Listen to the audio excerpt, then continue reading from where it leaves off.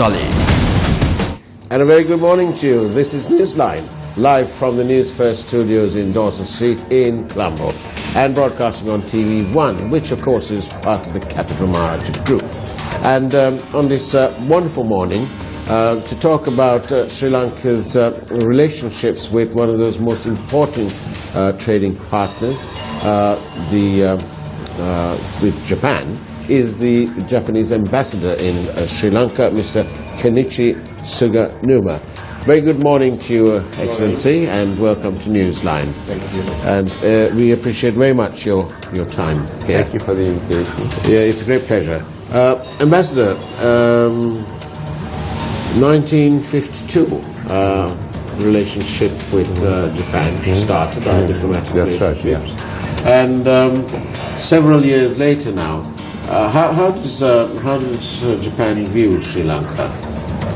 Well, since 1952, as you know, there was the San Francisco Peace Conference when Japan was to be readmitted to the international community after the World War II. And the then Finance Minister Jayawardena made a passionate speech citing Buddha's words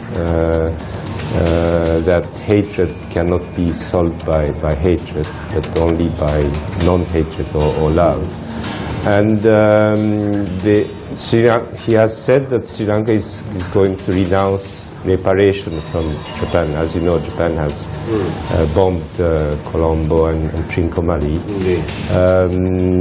So we have decided to support the development of Asian countries after we were admitted in the international community. And even 2 years later, 1954, we started our development assistance program. We sent 2 rice cultivation experts. Yeah. At that time, still we were rebuilding the devastated country. And since then we have done a lot of development work, and we have supported Sri Lanka for the development for many years. We became the biggest donor for some time, and we did many of the infrastructure, community buildings, etc. But then I think our program didn't grow as much as during the initial stage. Probably partly because of the conflict here, and then our economy was also not growing as fast as before, and then there was other countries coming. So that situation continued until 2 years ago, and then the new government came, and we have decided to support this new coalition government because we think this is a unique chance for Sri Lanka to boost further the development and also advance national reconciliation and many agenda. So we have agreed on a comprehensive program, and we are trying to revitalize our relations with not only development assistance from government, but also trying to have private investment from Japanese companies, and also trade, and also cultural exchange. And Ambassador, is it a fine line when you sort of monitor, or not monitor? Okay, when you look at what's happening in the country from a good governance perspective, from a democracy perspective, and I suppose you can't help but notice the different protests that goes on, the commentary from in the media, and people's concerns. Do you still stand back and you watch how fine is the line when can you sort of talk to the government officials and say, what's happening? When you ask the question, what's happening, is it a fine line? If people say, well, why are you getting involved in this thing? Well, I think that is democracy. That's democracy. Yeah. So, you know, of course, when you want to advance a program, when you want to fix a policy, you hope it will be done fast. But then it's a bit a surprise, a personal surprise for me to see in this small country that there are so many different stakeholders who come up and voice different views. But at the end, I think this is a healthy democracy, and you have the freedom of expression. And probably the government needs to do its own job in trying to explain and advance things. One sort of recurring question that is constantly asked in this sort of during the currency of this coalition government is that where is the outside world when it comes to various issues here? Because I think in Sri Lanka the people here have got used to when times were far more oppressive, they've got used to being supported by the outside world, watchdogs and so on, who are kind of looking over and saying, "Oh, hang on, what are you guys doing? You know, this is not right," and trying to temper that. And so, what people now say is, we don't have as much of that now than we did before. Is that, do you think, in your view, is that because there is far more openness now? I think so. I think now the people of Sri Lanka are thinking themselves, you know, what to do. They are free to think and act and express their view. So, of course, it's not an easy process because the views is different.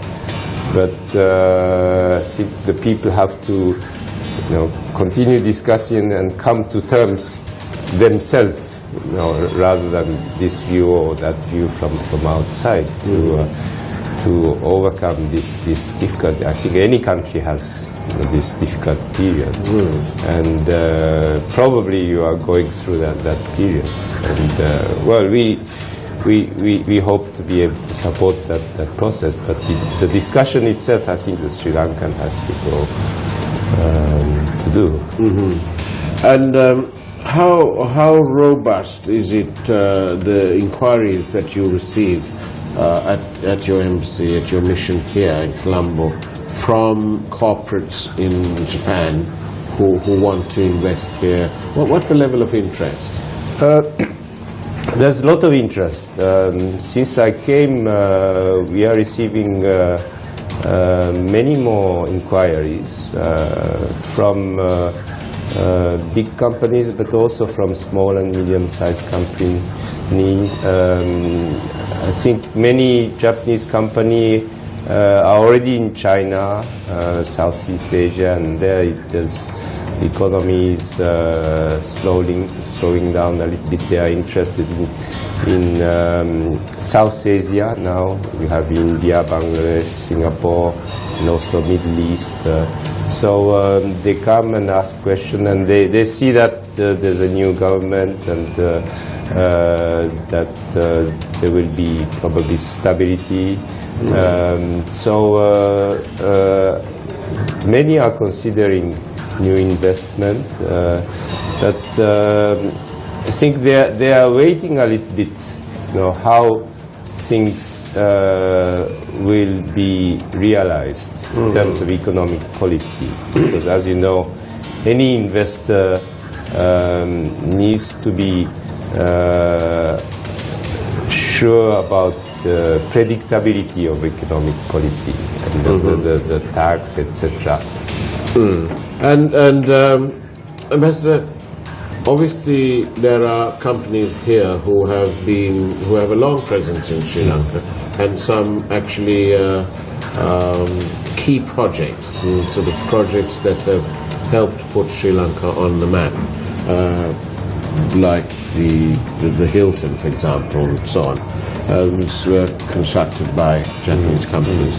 But some of these have become very sort of embroiled in legal battles and so on, not directly involving the Japanese contractors or the investors, but they've just been caught up in it. Do you think this has put some companies off, or do they see that this is people are addressing the issue so they can move forward?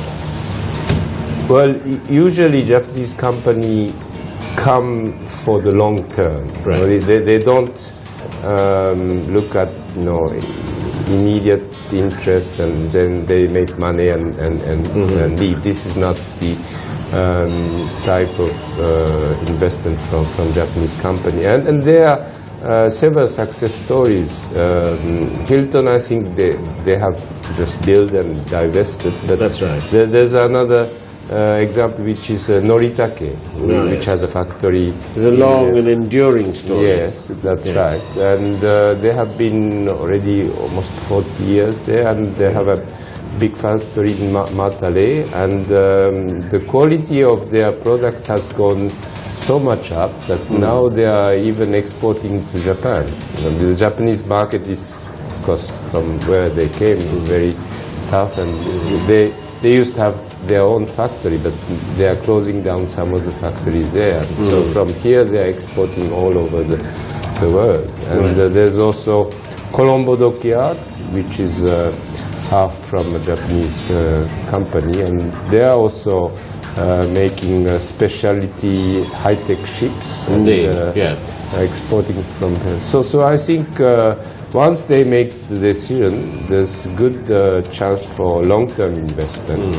But as I said, particularly because it is a long-term investment, they take time in making sure that it is for the benefit for both the country and the company. And, so I think they are taking a little time in making these decisions. And Ambassador, as we see in America, where President Trump is sort of going forward on this sort of American first policy, some will say a nationalistic policy. Do you have this a similar thing in Japan, especially when the economy doesn't perhaps allow your overseas development budget to be as big as you'd like it to be, and so the natural question may well arise from the people there, well, let's put ourselves first and then everyone else next.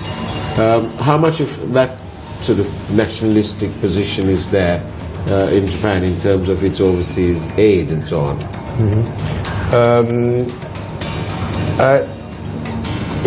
I think the biggest problem now for the Japanese as a country is the aging of the society. And because of that, many people are more concerned about their health care, their pension rights, nursing home, and there are also young people who have to work long time, and they are complaining they are not like us or our parents' time. They want to be more efficient, but the way we work hasn't changed much. There are many women who are entering the labor market, but some of the kindergarten are not in close to working place, etc. So these are issues that many people have immediate interest and focus, and they want. So this is one phenomenon. Maybe that may look a bit inward-looking, but on the other hand, the economy itself is getting much better with Prime Minister Abe coming. Now we have also a fairly stable growth of our economy, and also the overseas development assistance. The other factor is of course the sometimes perceived aggressive attitude of countries around. And in East Asia, you have some countries, firing missiles, and also building up maritime capability. And of course, there's some concern. Say we really have to make what is necessary for protecting our country.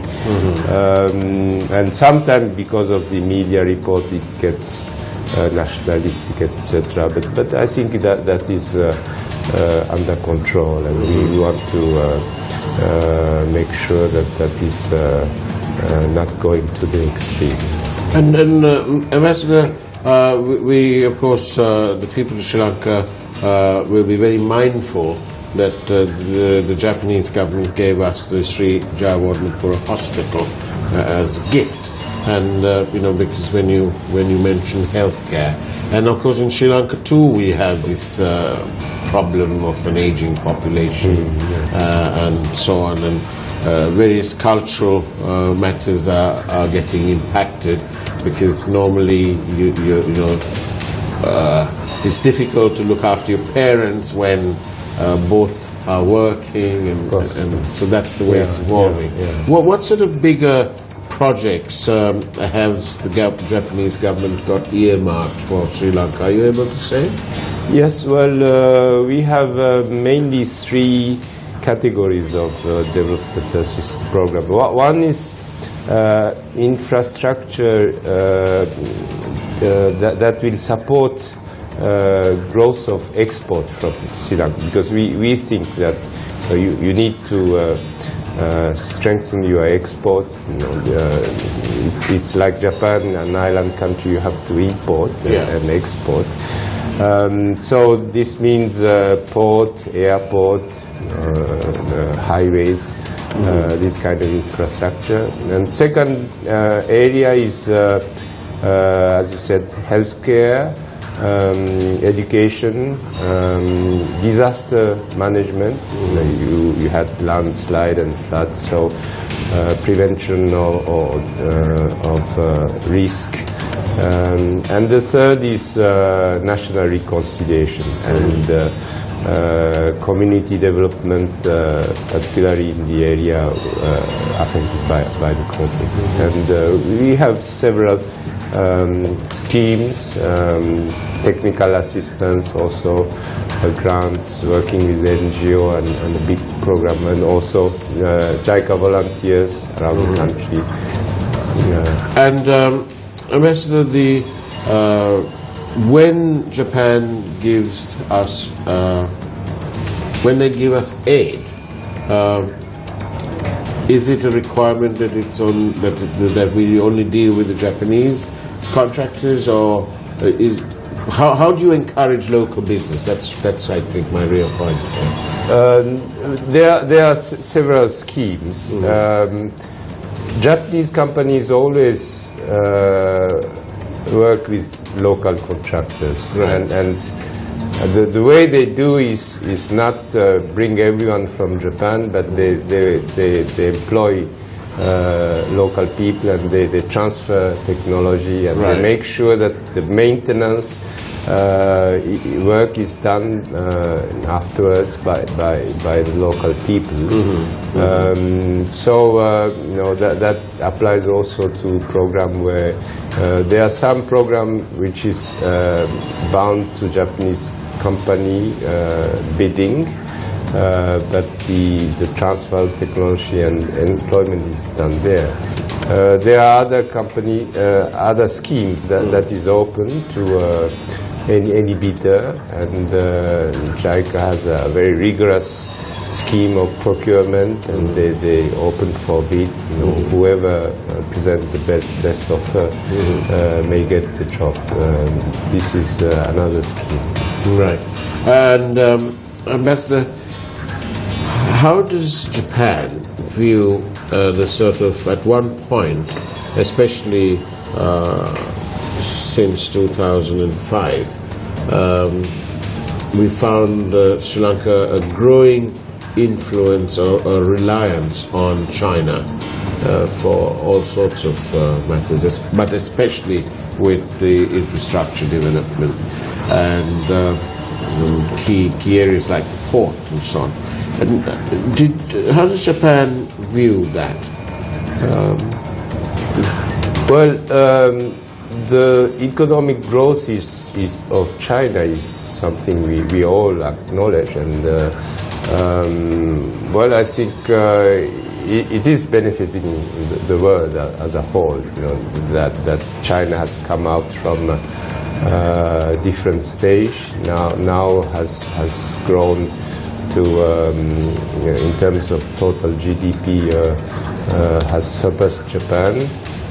So nobody can ignore, and I think we need to make sure that the economic growth is incorporated in the world economic balance and rules that is existing. So nobody can say, no, we don't want China, or we want. The only thing we hope is that they also abide by the rule. We make sure that our development assistance really benefit the country, and we have a rigorous standard and criteria. We hope that they will also abide by the rule, and we very much welcome this government saying that they want a balanced diplomacy. No, it's not only with China, but Japan and Western countries, etc. So I think for Sri Lanka, having a balanced diplomacy is very good. So obviously you all are very much happy with our wide-angle diplomacy. I think so. Yes. We really support that. And Ambassador, I want to also ask you, does Japan have any sort of particular problem with the immigration from Sri Lanka, illegal immigration perhaps, and so on? Basically, we don't have immigration for the moment, but we have some worker with special skills, and there are some coming from Sri Lanka. I know that there are some people who overstayed illegally, but they are minority, and we hope that actually there's more tourists from Sri Lanka and to Japan, and we hope to be able to welcome more workers with the right contract, and who will also be good for. And talking about tourism, those days we used to see a lot of Japanese tourists. We don't seem, I don't know, it's just an appearance thing. We don't seem to see as many. Is that starting? Yeah, it has gone down, but now it's starting again. Since 2 years ago, I think it's. I think 2 years ago it grew at about 20%.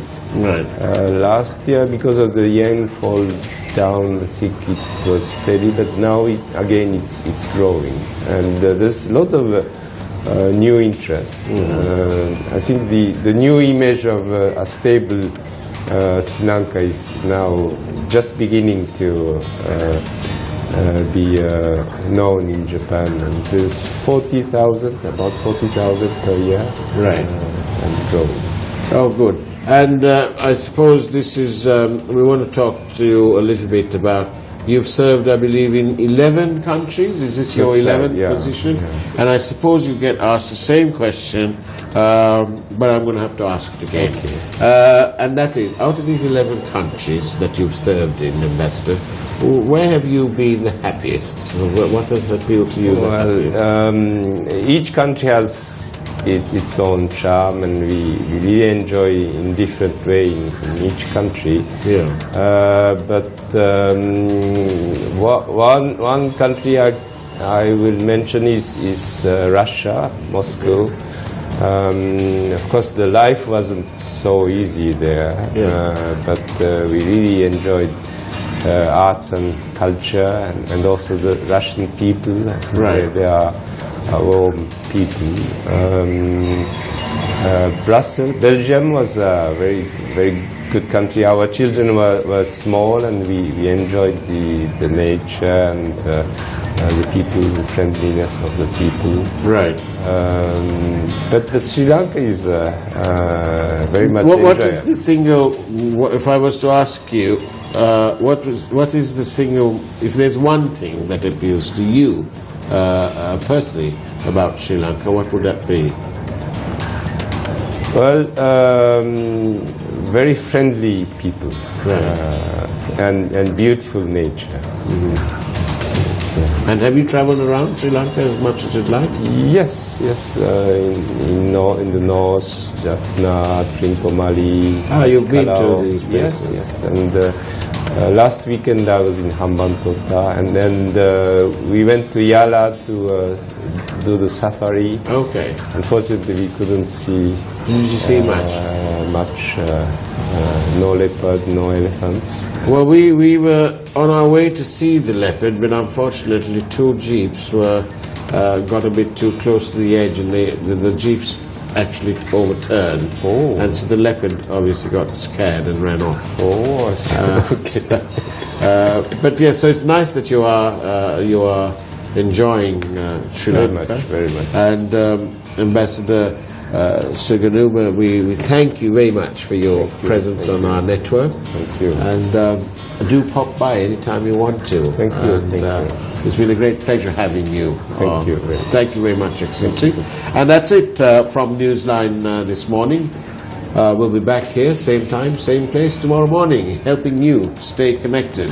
In the meantime, take care, have a great day, and God bless.